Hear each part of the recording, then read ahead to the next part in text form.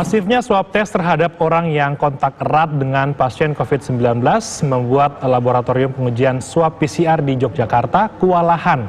Sejumlah laboratorium yang ditunjuk pemerintah melakukan uji PCR bahkan menolak sampel spesimen yang dikirim Dinas Kesehatan Kabupaten Sleman.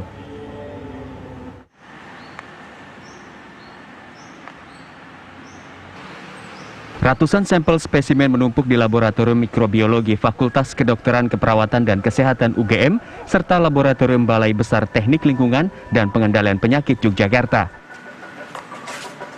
Menumpuknya sampel di laboratorium ini merupakan imbas dari masifnya tes swab yang dilakukan pemerintahan Kabupaten Bantul dan Sleman. Padahal kapasitas tiap laboratorium maksimal hanya mampu menguji 300 sampel per hari. Laboratorium Mikrobiologi di FKKMK UGM bahkan menolak uji sampel dari Dinas Kesehatan Sleman untuk 10 hari ke depan. Akibatnya banyak sampel spesimen yang masih belum keluar hasilnya. Menurut Kepala Dinas Kesehatan Kabupaten Sleman, Joko Hastario, kondisi ini membuat target 5.000 swab tes yang sudah ditargetkan hingga Agustus mendatang dipastikan mundur.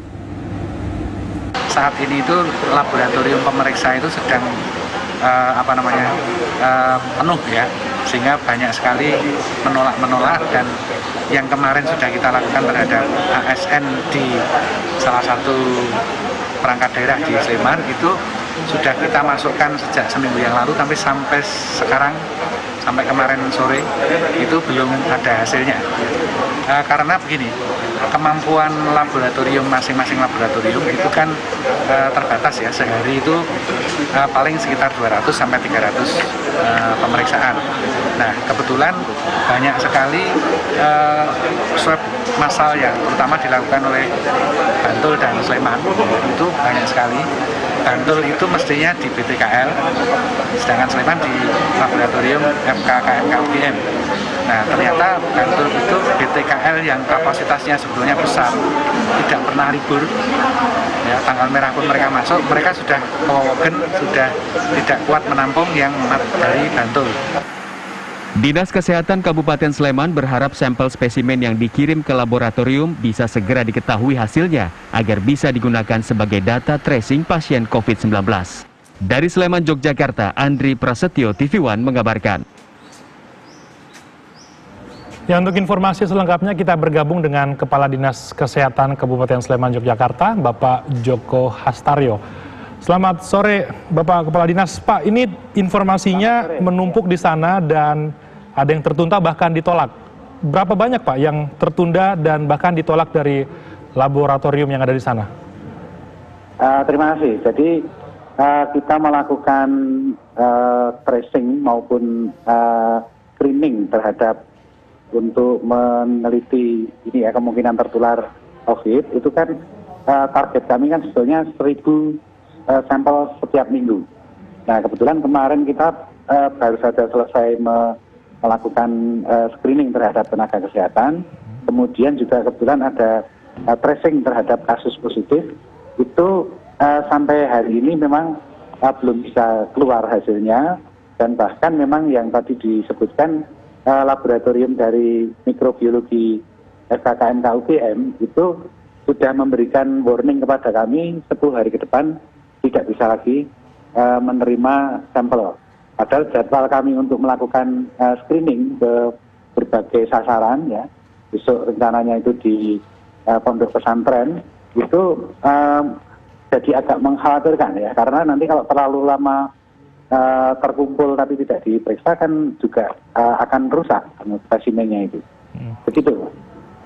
Jadi jumlahnya ada nggak Pak? Berapa banyak yang kemudian ditolak Pak? Kalau totalnya ya sekitar 200-an lah yang dari Sleman ya. Yang dari Sleman itu sekitar 200-an. Oke.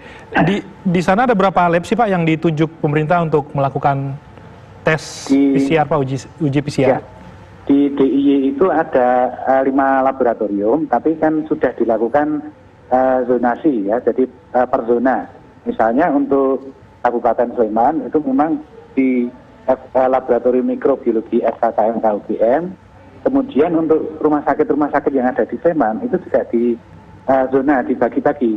Ada yang ke Rumah Sakit Sarjito, ada yang ke Laboratorium Mikro FKKMK UGM, kemudian juga ada yang ke BPKL tapi hanya satu, yaitu Rumah Sakit Bayangkara.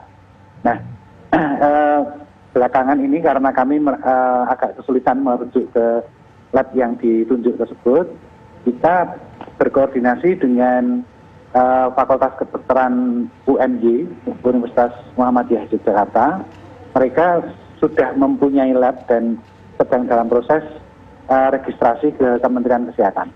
Ini kalau nanti bisa, maka kami nomor 1 nanti yang menggunakan Fakultas Kedokteran UMY tersebut. Dan itu mudah-mudahan walaupun kapasitasnya hanya 60 sampai 100, tapi sudah lumayan untuk mengurai tumpukan spesimen ini.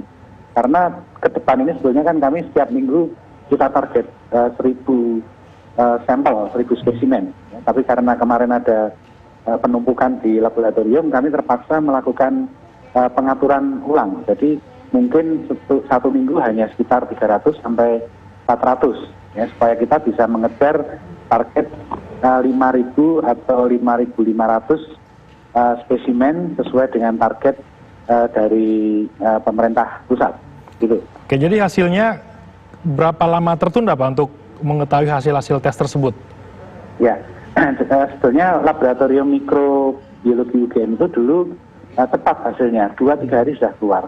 Tapi sekarang ini lebih dari seminggu belum keluar ya, sampai ada yang bahkan 10 hari itu belum keluar. Nah, kita berharap nanti segera tertata kembali untuk zonasi pemeriksaan lab ini sehingga nanti tetap 2-3 hari. Karena idealnya itu sebetulnya 2-3 hari sudah harus keluar hasil supaya untuk mempercepat langkah berikutnya untuk memutus rantai penularan andaikan yang diperiksa itu positif. Begitu. Jadi ini kan nanti bagi 2 Pak ya, di lab mikrobiologi FKUGM dan satu lagi nanti di rencananya di Universitas Muhammadiyah Yogyakarta.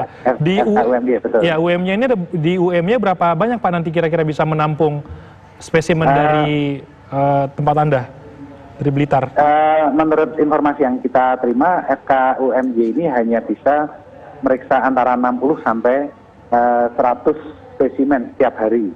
Nah, padahal FKUMY ini nantinya juga akan melayani pemeriksaan spesimen dari jaringan rumah sakit PKU Muhammadiyah, ya, sehingga kita nanti ya harus pandai-pandai untuk mengatur bagaimana agar supaya hasil tracing kami ataupun hasil screening kami ini bisa masuk ke FKUMY dengan tepat begitu sehingga tidak tertunda.